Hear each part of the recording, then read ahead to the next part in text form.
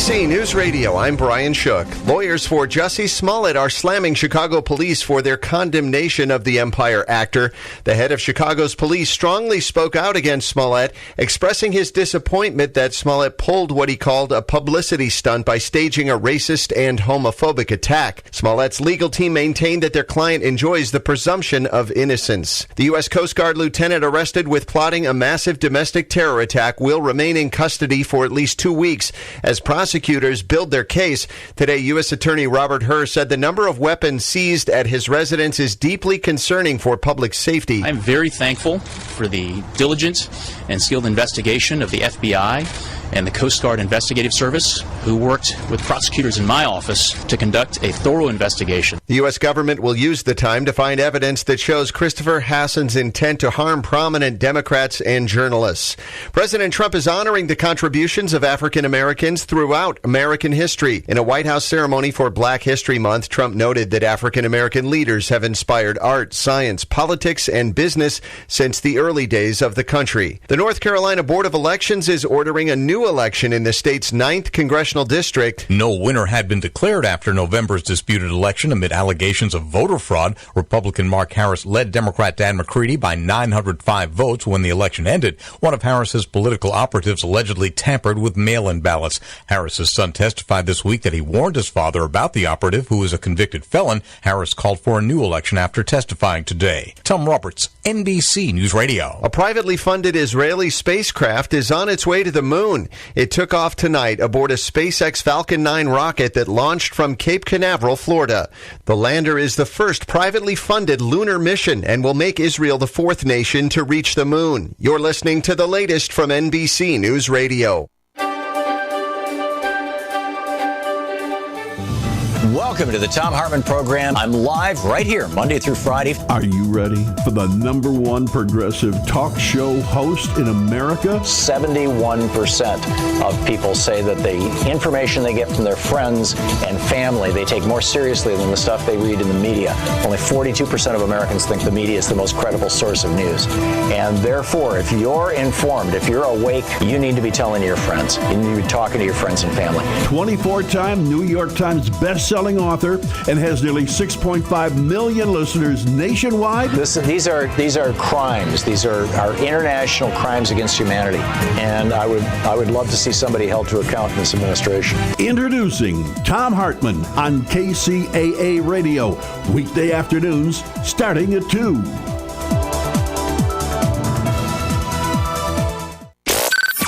Miss your favorite show? Download the podcast at kcaaradio.com. Are you ready for a new experience? To see life from another point of view? New hope, new expression, new joy. This is your radio hour. Welcome to Viewpoint with Father John. And welcome, friends. You are tuned to KCAA Radio, 1050 AM, 102.3 FM, 106.5 FM, or on the World Wide Web at kcaaradio.com. This is Viewpoint with Father John, and I am your host, Father John Reid. By the way, you can follow us both on Facebook and Instagram at Viewpoint with Father John. That's pretty exciting, and all you that are following us, thank you. We're having a great time sending notes back and forth, and as you know, every few days I put an inspirational video, just 30 to 60 seconds long, to help keep you reminded that life is good and you're part of this life and creation. All of God's children are endowed with extraordinary purpose and ability. I am on a quest to help as many as possible in fully realizing their divinely inspired potential. Disposing of false narrative and embracing genuineness inspires clarity of purpose.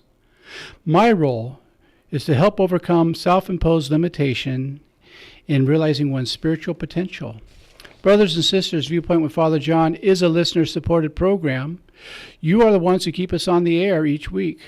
So please go to viewpointwithfatherjohn.com and click on the support button and give what you can. I truly do appreciate your support. And those of you who just gave over the last few days, thank you. You helped bring us up a little bit more, and I'm grateful to you.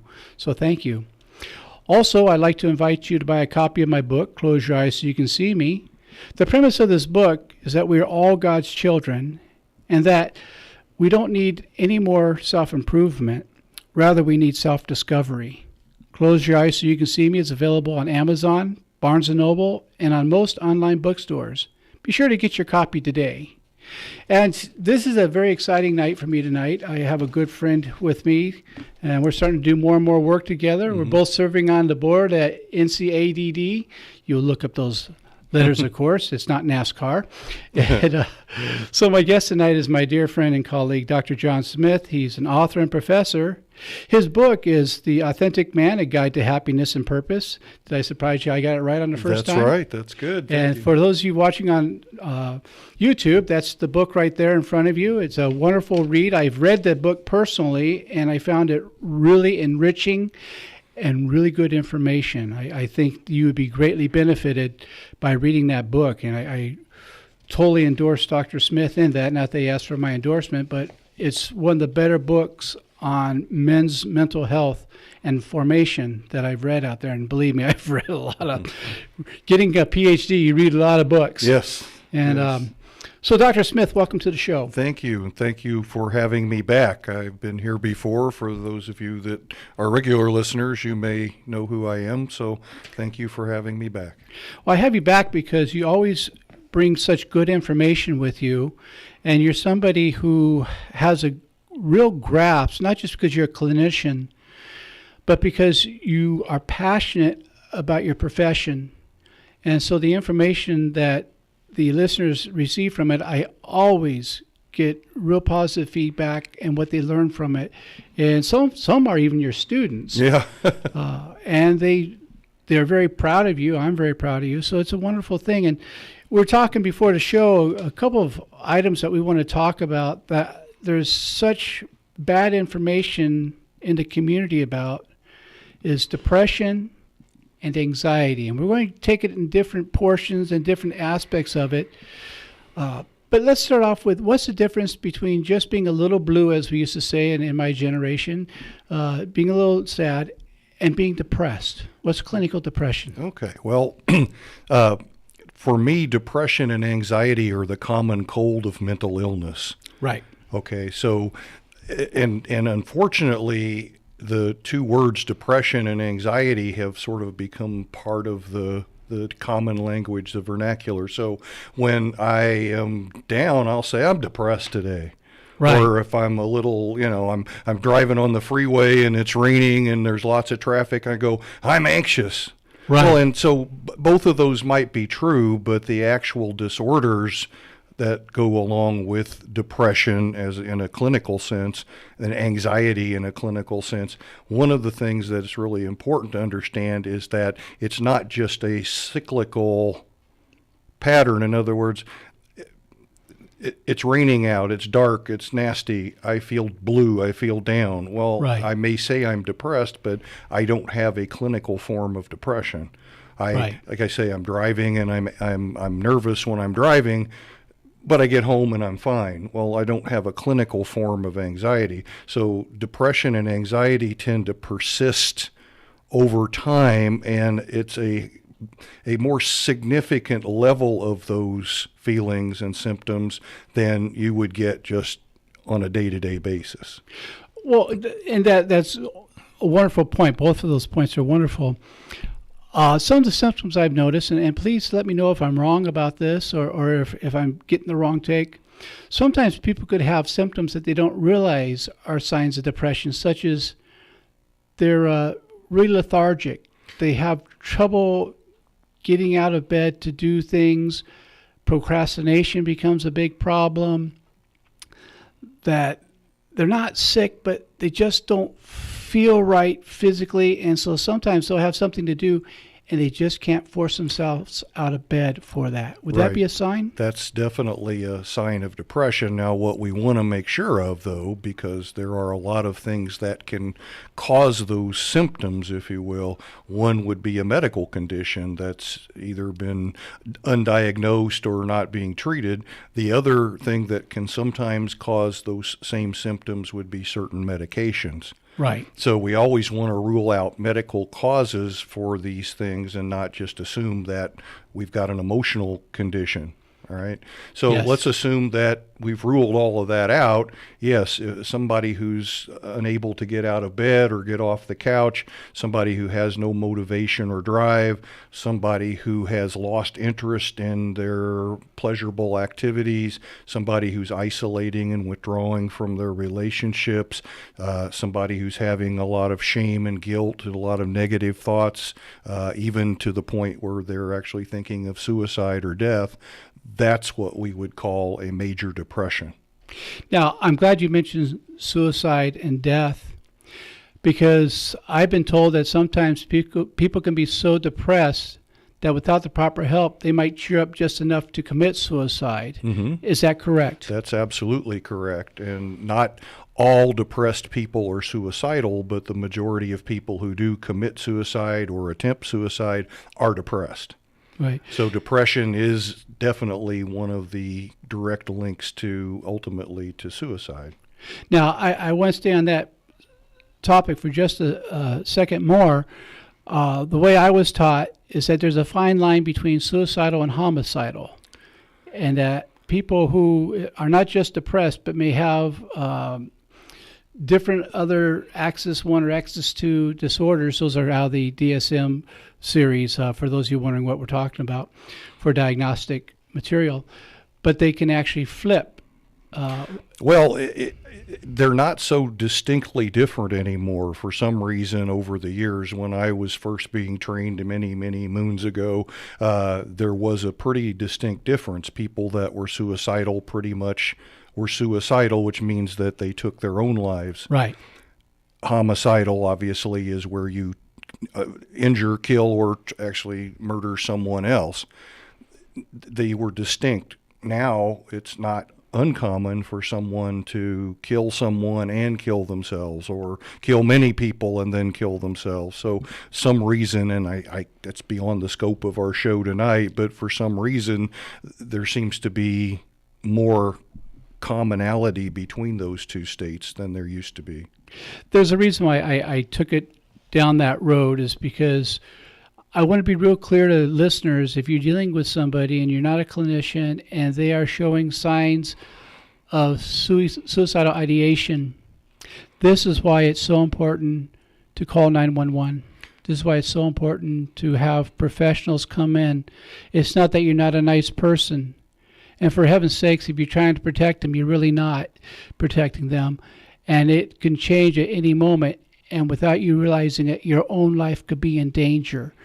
And so if someone is threatening suicide, get help. You're not being a rat. You're not, what do they call it? Snitches get stitches. Yeah. You're doing something not only to help them, but to protect yourself. Would you agree with that, Yeah, Doctor? absolutely. And there are a lot of myths out there about suicide in general. For example, Yes. one is that if someone's talking about it, they're not really serious. Oh, yeah, I've heard that. Most people who commit suicide or attempt suicide usually do talk about it, albeit often very subtle cues. For example, Yes. Oh, you'll be better off when I'm not around anymore. Well, okay, that might mean that they're thinking about not being around anymore, and it might just be they're blowing off steam. But in my training, I would just encourage everyone to always take the person seriously. If you have a gut feeling, act on your gut feeling. That's usually Yes. the best thing to do. Very wise advice. Very wise advice. So, and again, going back, that depression is not just a casual sadness, and depression can have a sudden onset, or it can be a slow burn. It could be either one. The majority of depressions, not all of them, but the majority of depressions are in response to some sort of a situation, usually a loss of some sort, a relationship loss like a divorce or a breakup, someone dying, death, loss of a job, loss of financial earnings, loss of one's physical abilities, or having a major illness. Usually the depression is precipitated by a loss. Sometimes it goes away, and therefore it kind of gets better on its own. Situational. Yeah, and then sometimes it persists, or it gets so severe a person starts to have these symptoms, and these symptoms don't seem to go away. How long should we be waiting for them to go away? Generally, we're looking at if a person has these symptoms for longer than about a month, 6 weeks, 4 to 6 weeks, then it's time to potentially go get some help. Yes, that's wonderful. And after we come back from break, we're not quite at the break yet, but after we come back, I want to talk a little bit about antidepressants and some of the importance and what the different zones are, and I'll explain what I mean by zones to the listener when we get back.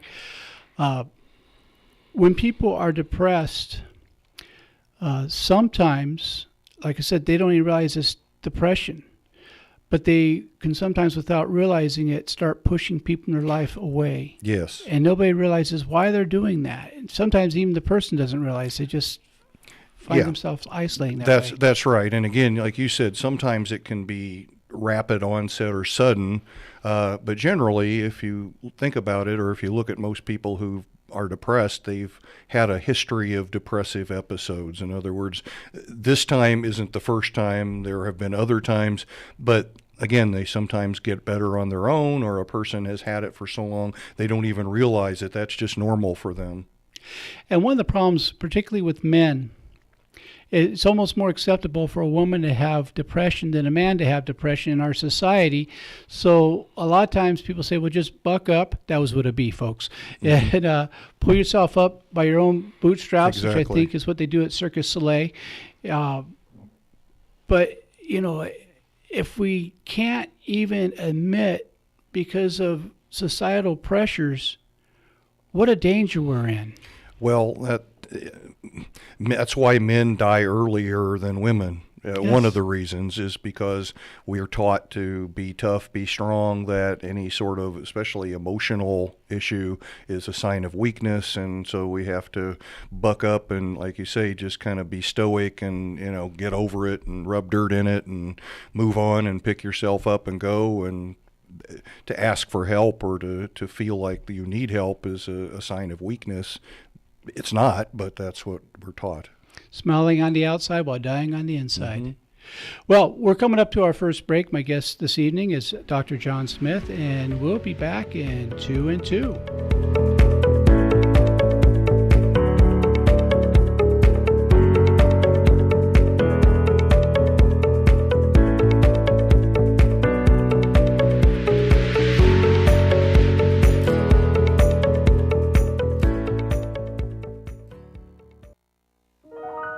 The loss of a loved one is one of the most challenging experiences in a person's life. It's hard to know where to turn to make your loved one's final arrangements. Jesse Ruiz at Personal Funeral Planning in Ontario will treat you and your loved one with the respect you deserve. Jesse served in the Marine Corps in Desert Storm and understands what it takes to provide loyal, personalized, and empathetic service to those who need it most. The families of Michael Jackson, Brittany Murphy, Ed McMahon, and many others have trusted Jesse to provide them with the highest level of service and support. To work with Jesse, call 909-762-4027, 909-762-4027, or visit their website, www.4pfp.org. www.4pfp as in personalfuneralplanning.org. Jesse Ruiz and Personal Funeral Planning, veteran-owned and operated, helping you plan a personal, lasting tribute for your loved one. www.4pfp.org. I'm Andrew Caravella, and this is the entertainment wrap-up for the IE.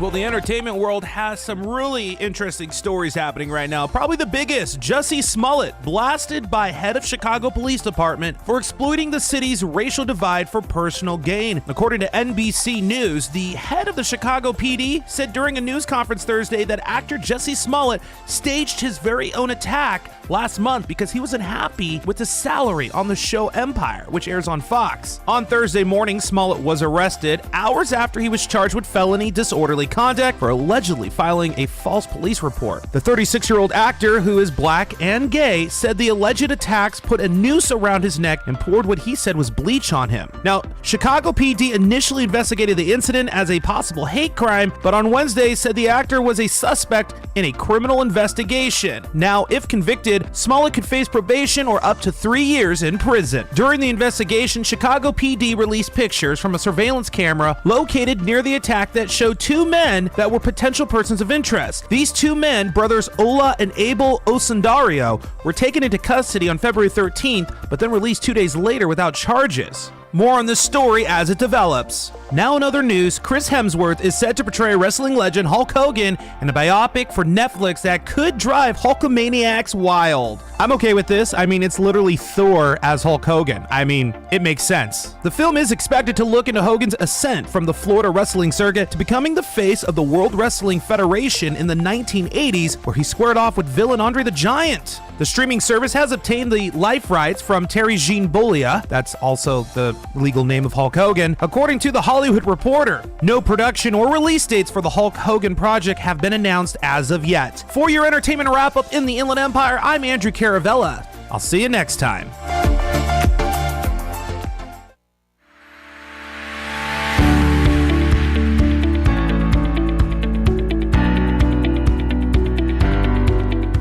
And welcome back, brothers and sisters. You are tuned to KCAA Radio, 1050 AM, 102.3 FM, 106.5 FM, or on the World Wide Web at kcaaradio.com. This is Viewpoint with Father John, and I am your host, Father John Reid.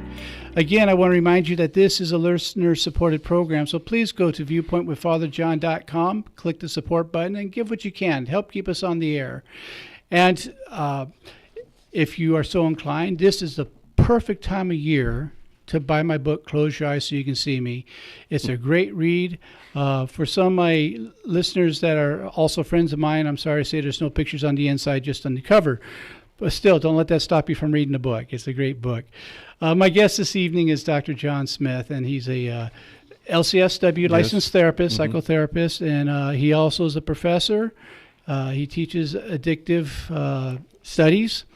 And he's also the author of The Authentic Man, the Guide to Happiness and Purpose, and it is on your screen right now for those of you watching on YouTube.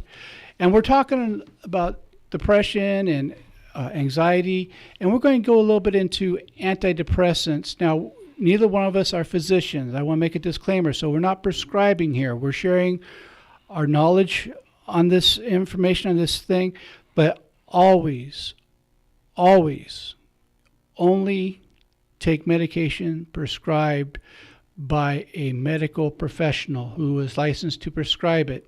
Now, I'm going to say something that's going to make some of my physician friends angry, but they know if they're my friend, they know my position on it, which is all psychotropic medication in my book should be followed by a psychiatrist. I know that a general practitioner is legally allowed to prescribe it, but I would love to see it followed with psychiatrists. But also, it's not a matter of medication or therapy. It's medication and therapy, because you don't want to halfway do a job and wonder why it's not working. And Dr. Smith and I were talking during the break about the fact that these are what we call half-life drugs, and they have to be titrated on. That means incrementally, boy, I didn't even say that word right, incrementally administered to build up a certain amount in your body. It takes about 6 weeks. And also, when you're going off it, it has to be titrated off, but under a physician's care only. Do not take yourself off of medication without consulting your physician. Would you agree with that, doctor? Absolutely. Sometimes stopping medication on your own, especially cold turkey, can be met with some pretty serious side effects. So don't stop taking medication without talking to a physician and doing it the way they instruct you to do it. Usually it's a slow taper as opposed to a rapid cessation of the medication. And I'm going to include pain medication with that and give you a personal experience. A dear friend of mine, he had gotten hooked on Vicodin, And without doctor's help, he decided to just take himself off it. After long-term taking it, well, he died of a heart attack from it. His body could not take the sudden jolt of just a cold turkey, all at once just dropping the medication after being on it for a couple of years. Right. And the body adapts.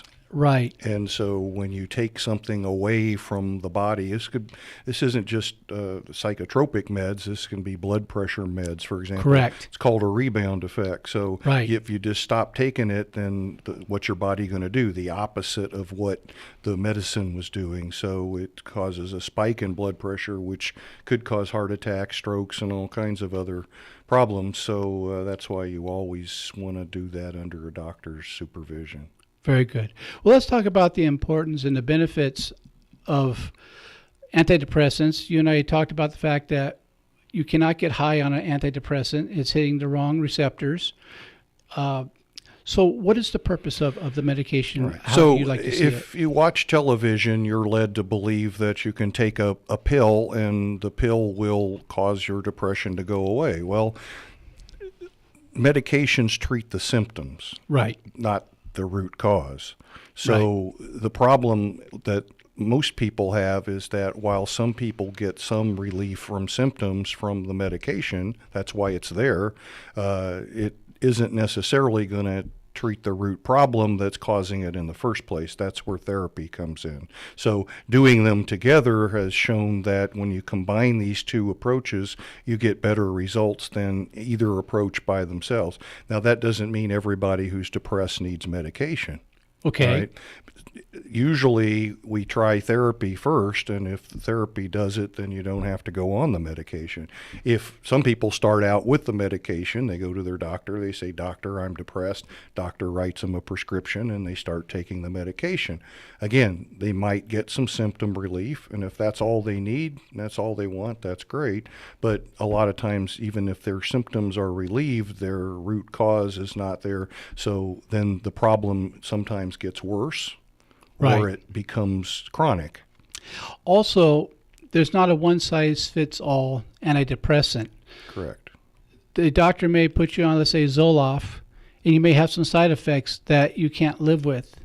So there's other ones as well. Wellbutrin, there's Paxil. There's a whole bunch of them, and sometimes you got to play around, or the doctor has to play around with different ones because they all work a little differently on different sites in the brain and such. And so the doctor sometimes has to play with the medication. He has to play with the dosage and different combinations, and that's just the way that medicine works. And so that's why I think that it's important. The way I describe it, maybe the listeners will understand this, is that the medication keeps you from falling deeper in the depression hole. Good. But it doesn't necessarily help you climb out of the hole. Good. That's where therapy comes in. So the medication stops the fall for most people. It may help them get a little bit up towards the top, but that therapy will help them get out of the hole. I couldn't put it better myself. And this is another reason why, even though your general practitioner may start the psychotropic medication, why I really urge people to then follow up with a qualified psychiatrist along with a therapist. Now, there's a big difference between a psychologist and a psychiatrist. There are two different approaches at this. Psychiatrists don't do psychotherapy. A psychotherapist does psychotherapy. Now, that's not putting psychiatrists down. It's a very important science, but it's important to know which practitioner does which. Right. And you want to talk on that for just a second? People get confused. All right. So, and that's understandable because sometimes even professionals get confused. But when we say psychotherapy, what we really mean is talk therapy. That's where you sit down with a person and you talk. A psychiatrist is also capable of doing it, but most of them prefer to do assessments and to treat with medication. Right. And so they leave the talk therapy to other professionals. Right, exactly. Let's talk a little bit about self-medication, because I've seen through the years, and I'm sure you've seen just as much, if not more, where people will use alcohol and other drugs to try to self-medicate because they're trying to fill that big hole inside that the wind's blowing through. Yeah. And it can actually make matters worse. So could you talk to that for a moment? Well, the way I describe it is that the substance use, and not necessarily abuse, but the substance use is a solution that eventually for many people becomes a problem. Right. Okay, it's a way to cope. It's a way to deal, like you say, fill that void, or to self-medicate away the anxiety, or that's we call it a shot of courage. Right. Or to help, even though alcohol is a depressant, but at least for some people it seems to relieve the feelings temporarily. But then what happens when the alcohol or drug wears off? The symptoms return. So then it becomes a perpetual cycle that for some can lead to an addiction. And my experience has been sometimes not only do the symptoms return, but they can actually progress. Yes. And so then you increase the medication that you're doing, the alcohol or other drugs, trying to keep up with that. And then pretty soon you become, so that you don't feel better either drunk or sober. We call it a jumping off place, and that could be a very dangerous place to be.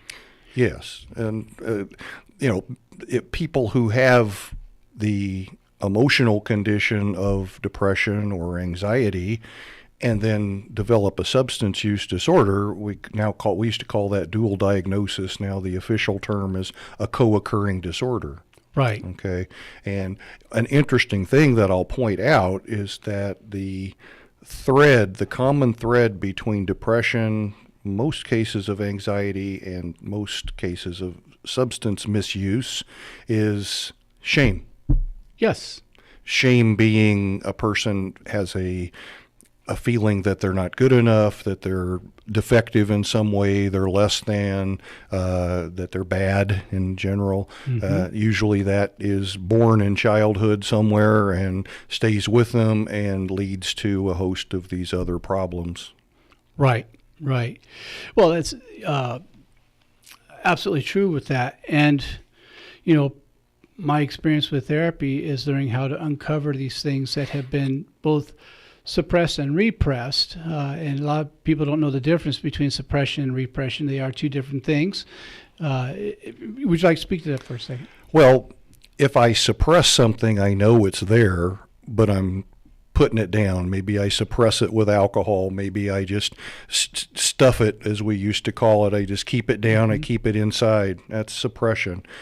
Repression is where I block it from my awareness, and I may not even know that it's there. Right. So one works, they both work to keep things out of awareness. One is stronger than the other. So suppression is I know it's there, but I'm stuffing it down. Repression is I may not even know it's there, and therefore it's not bothering me because I don't know it's there, even though it probably is affecting me unconsciously. I don't know that. Well, and dealing with trauma victims, sometimes the repression of stuff, you have to get well enough for that to finally come out, and that could be a dangerous place sometimes in dealing with PTSD and other forms of trauma. And that's something that really needs to be dealt with a professional. And many people treat their own PTSD, and I didn't say we're going to get into that tonight, but it kind of leads down that road. Yeah. And the trying to treat it with the alcohol, and oftentimes polyaddiction, it reaches a point where the desperation seems like there can be no hope, and they don't know that they're not hopeless, they're simply helpless at the moment, and they can be gotten help.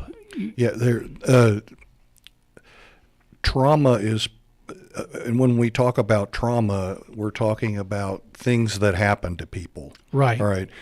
One of the things that I'm teaching and training the therapists and counselors that I train and teach is to change their thinking from what's wrong with you to what happened to you. Right. Because the majority of people who have problems, emotional related problems, are people who've had things happen to them. Sometimes very serious things like abuse and sexual abuse and rape and violence and war and things like that.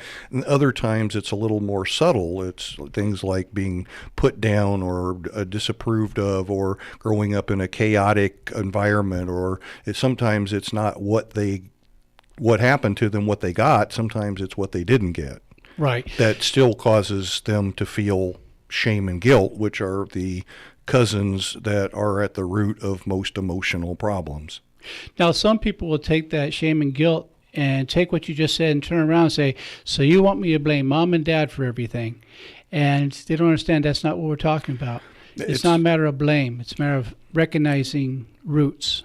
Absolutely. And it's not always about mom and dad. That's right. I mean, I would say certainly in my experience, that's a frequent issue, but the issue is that whatever the child learned, or however they interpreted the experience of whatever happened to them, or maybe it was one thing, maybe it was several things, that formed what we call a core belief. Right. So if mom and dad are fighting and mom and dad get a divorce and the child is witnessing that, what's the child think?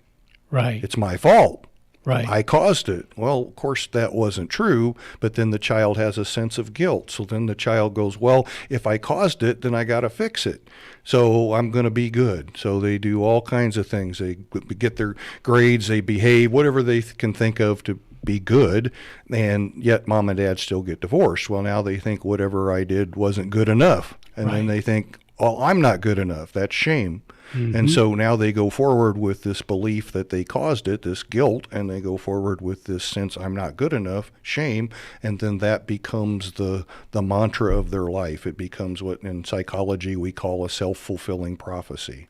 And it can also be the beginning start of the depressive state. Exactly. Well, if I think I'm a bad person and I'm chronically, excessively feeling this guilt, that wears on you, and eventually it wears you down, and that's what we call depression.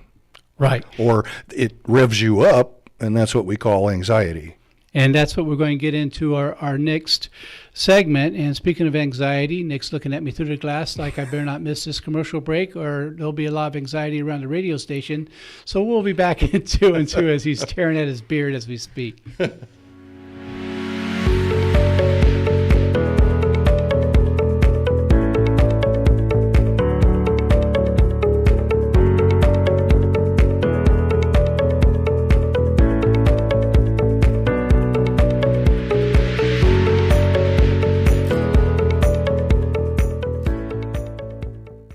KCAA Loma Linda, 1050 AM, K292FQ Riverside, and K293CF Moreno Valley. The loss of a loved one is one of the most challenging experiences in a person's life. It's hard to know where to turn to make your loved one's final arrangements. Jesse Ruiz at Personal Funeral Planning in Ontario will treat you and your loved one with the respect you deserve. Jesse served in the Marine Corps in Desert Storm and understands what it takes to provide loyal, personalized, and empathetic service to those who need it most. The families of Michael Jackson, Brittany Murphy, Ed McMahon, and many others have trusted Jesse to provide them with the highest level of service and support. To work with Jesse, call 909-762-4027, 909-762-4027, or visit their website, www.4pfp.org. www.4pfp as in personalfuneralplanning.org. Jesse Ruiz and Personal Funeral Planning, veteran-owned and operated, helping you plan a personal, lasting tribute for your loved one. www.4pfp.org. Hey guys, this is Andrew Caravella. Just wanted to let you know that KCAA has a new listener line for all of you that have a phone. Now you can listen to KCAA in the grocery store, in the doctor's office, or when you want to pretend you're on the phone with someone just so that creeper will leave you alone. Call 720-835-3099 today and listen to your favorite KCAA radio shows. That number again, 720-835-3099. KCAA Radio, the station that leaves no caller or listener behind. If you're looking for a full or part-time sales position and you have radio, TV, or print media experience, KCAA has a great opportunity waiting for you that pays the highest commissions in the market. KCAA is the only station in the IE that broadcasts on 3 frequencies, so advertisers receive 3 ads for 1 low rate. This makes KCAA a must-buy for every local business. If you're interested in a sales position with us, email CEO@kcaaradio.com.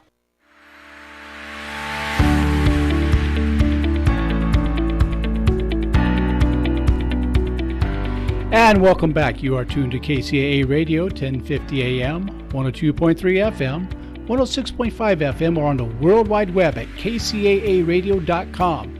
This is Viewpoint with Father John, and I am your host, Father John Reid. Again, you can follow us on both Facebook and Instagram at Viewpoint with Father John. And this is a listener-supported program, so please go to viewpointwithfatherjohn.com, go to the support button, click it, and give whatever you can. And those of you who've been supporting the show, I really thank you, because without you, there's no me on the air. And so you've been really generous, and I'm grateful to you. Again, I want to invite you to get your own copy of Close Your Eyes So You Can See Me. That this is a book that is really spiritual upliftment. This is not a book trying to sell anybody on anything, but the fact is we all have a spiritual path. And whatever that is, that's perfectly okay. You don't need to go on my path. I don't have to go on your path. God's big enough for both of us.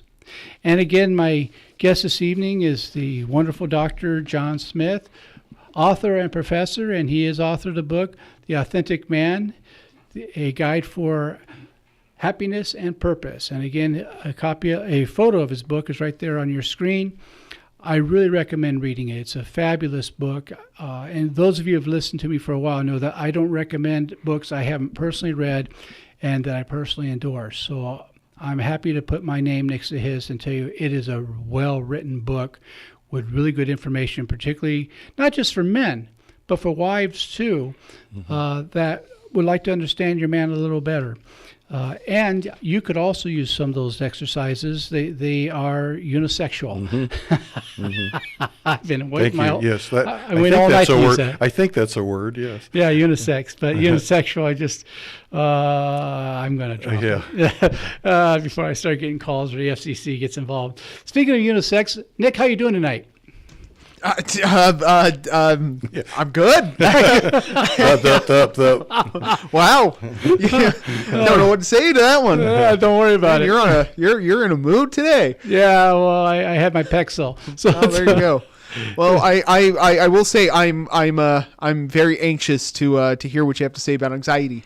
Oh, nice. That was pure net, no rim on that one. It was also pure true, because I do suffer from anxiety. So well, yeah, I get that, and I have to tell you, when we're going to commercial, Nick was being funny by pulling out his beard through the glass to indicate this is starting to initiate his tick, and I appreciate his humor, and also a shout out to my beloved Gabby, who's across the studio from us, and she's waving, although you can't see her wave. Thank God she's not doing the wave. And she's doing some incredible flowers. And you know what? One of these nights, we're going to put some of her flowers on the camera so you can see some of what she's doing. But if you go to Viewpoint with Father John on Facebook or on Instagram, there are pictures of her arrangements, and she really has an incredible talent. I'm very proud of her, in case you can't tell. You want to give a shout out to your lovely missus? My lovely Mrs. Amparo, love you, and I hope you're listening. And if you're not, then you're missing out on something really good. And if he does anything bad, I'll call you later so you can get out the chunkla. Yes, all right. Exactly. All right. That's both our fears, because we know the power of the curse chancla. of the chancla, yes. That's right. All right. So let's talk a little bit about anxiety. And I'm not just talking about Mel Brooks' movie High Anxiety, which I will admit is one of my favorite movies in the world.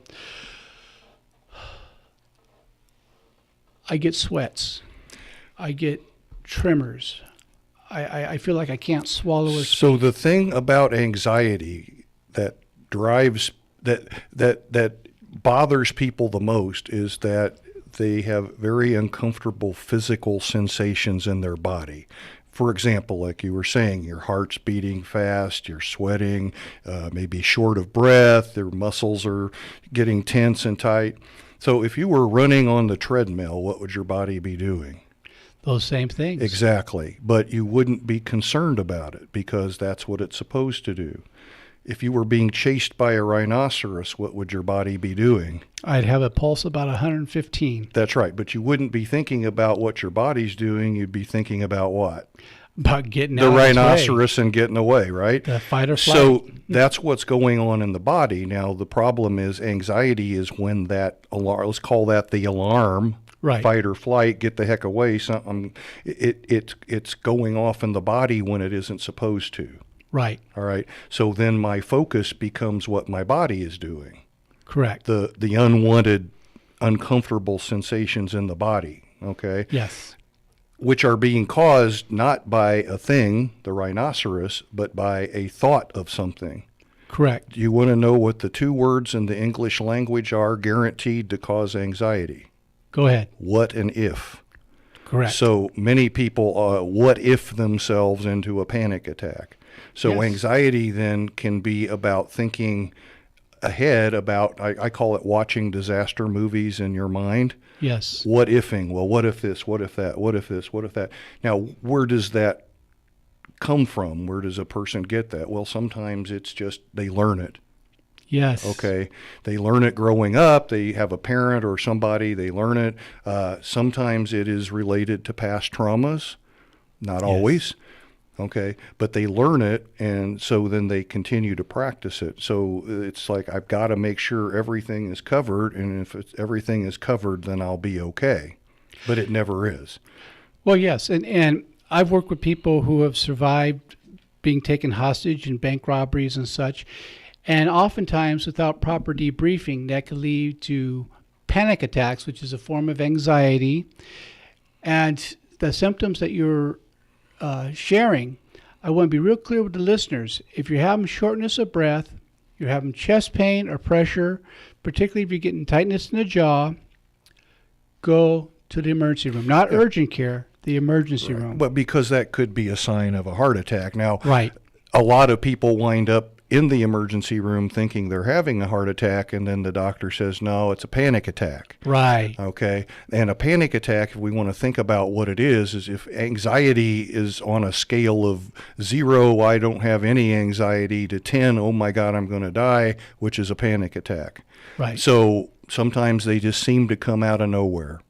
Yes. That's why they're so scary, because they seem to come out of nowhere, and it's very intense. All right. And so yes. what the problem is that then they don't know how to control it or how to turn the volume down. So therefore they become afraid of having another one. And some people get so afraid of having another panic attack that they start avoiding certain things that they associate with the panic attack. And in some cases, they won't leave the house. And right. they call that agoraphobia. Correct. So you can have panic disorder with agoraphobia or without, but let me tell you then that the person isn't crazy who has anxiety and panic attacks. They may think they're crazy or going crazy. That creates more anxiety. They're not crazy. It's just that their body is producing false alarms. It's a response. Yeah. And one of the things that can happen with that, when I was doing more work with adult children of alcoholics, we had a thing that it wasn't a DSM diagnosis, but what we just called it was chronic shock syndrome. Yeah. When you're going through chronic shock and your adrenaline is kicking on, kicking off, that's your fight or flight mechanism. It's what gives you the extra energy so you can get away from the rhinoceros, where you see little ladies pick up cars with that strength. Yes. But when that keeps clicking on and off over and over again, you can develop a thing called Graves' disease. Mm-hmm. And that's where the adrenal gland kicks on and stays on. And it is a fatal element, because you're causing panic attacks. Causing Father panic John, attacks. you're causing panic attacks by telling people that they might die, just so you know. Yeah, I know that. but it really is a very right. important thing, because it starts tearing the muscles apart, attacking the heart and such. There's only 2 treatments for it. One is radiation, and the other is a change of life. I'll take that one. And the only one that's permanent is the latter, a change of life. I had a friend that had Graves' disease when she was 15. Wow. And she was in an alcoholic home, and the chronic shock syndrome was taking place.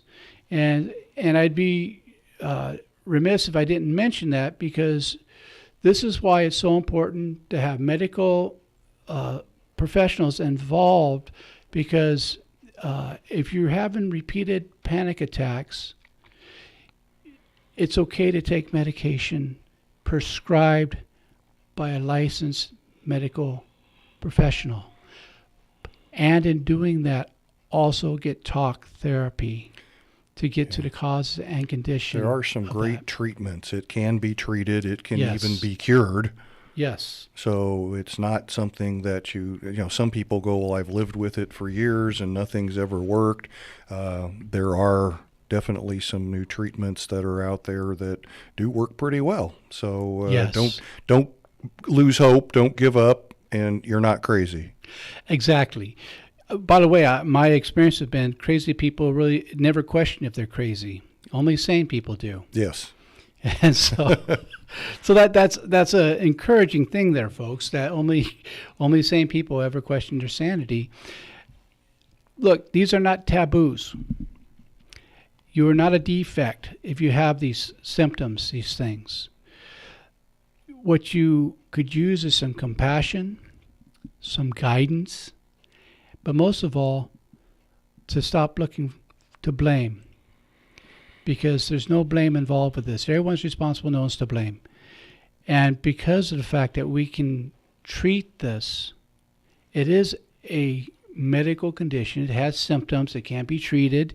We can repeat the results over again. That shows it's scientific. But if you don't call for help, you can't get better.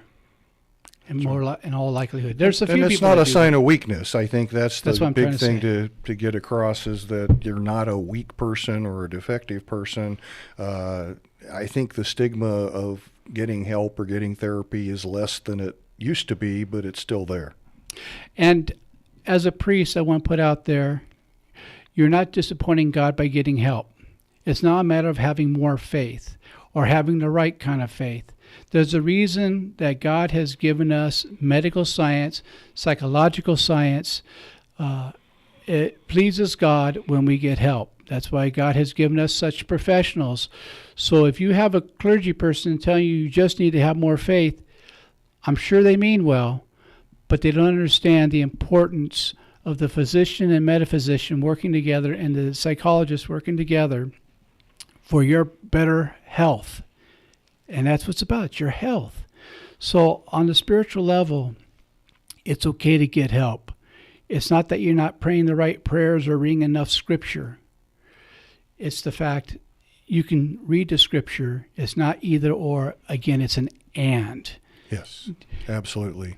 Well, we were talking earlier about how I think it's starting to come around a little bit, but there's been this division between the psychological profession and the religion, yeah, and spirituality, I should say, because that's more than just religion. And now we see the importance of both, and we see them maybe starting to come together in many ways. So I think we have to address both. Yes, and it doesn't mean that your clergy is not a good clergy person because they make a referral to a counselor. That shows that they're an excellent clergy person because they know how to help you help yourself to get help. Absolutely. And that's really what it's about. Those of us in clergy, we really do want to help. And so I want to encourage my fellow clergy people, both men and women clergy, to have a good list of resources. Where you can say to people, look, this isn't my area, but here's some people I can send you towards that I know can be helpful. Mm-hmm. Yeah. And what are some resources that you'd like to recommend? Well, how do you find a therapist? Yes. All right. So most people look online or if you have health insurance, most people look at who does my health insurance cover. There's a list, right? So you look at the list, but you don't know who they are, what they do. There are some websites, Psychology Today, Find a Therapist is an excellent website because they give a pretty good description of the person, what insurances they take. They have some narratives, so you kind of at least get a feel for who they are before you go in. The most important thing that I want to tell the listeners is that you need to shop around. Yes. Therapy is a relationship. And the importance of that relationship really determines whether the therapy is going to be successful or not. It's less as to what technique they use or what approach they use and more about the relationship. So if you feel that you are connecting with that person and that you feel safe and can trust them and that they're listening well to you, then that's probably a good fit. If you're not comfortable with them, you don't like them, they don't do what you would hope they do, find somebody else. Even if they're a great therapist, they may not be a great therapist for you. Great advice. Great advice. And speaking of great advice, I hope you don't mind that I announce this, that let's go ahead. Dr. Smith and I are coordinating together that we're going to start putting together some workshops. Yes. In the near future. And so I will keep you informed on this show, what we're doing. I'm very excited to team up with Dr. Smith. As you've heard, each time he's here, he's at the top of his profession. I mean that sincerely. He's someone I'm very proud to work with. And so we're going to have different topics, but a lot of it will be about how to become the best you can be. Mm-hmm. So again, I want to thank Dr. Smith for being here again this evening. He's always a great guest. He's one of the few people I have more than once over. And next week I have another person who is a lot like Dr. Smith, who brings so much to the microphone, which is Elizabeth Preston. And I'm really excited to have her back because we have some new things going on that she's doing that you'll want to know about. And for those of you who tune in every week, particularly all around the world, and I'm so thrilled that I get your letters, thank you for taking this time to listen to Viewpoint with Father John. And if no one told you this week that they love you, let me be the first. And may you have a blessed week. We'll be here again next week.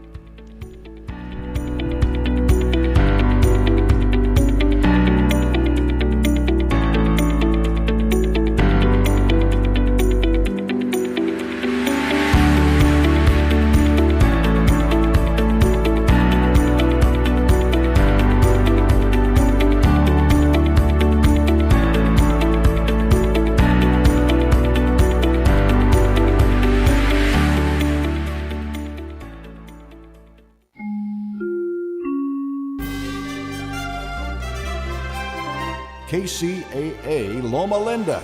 Listen on 1050 AM, 102.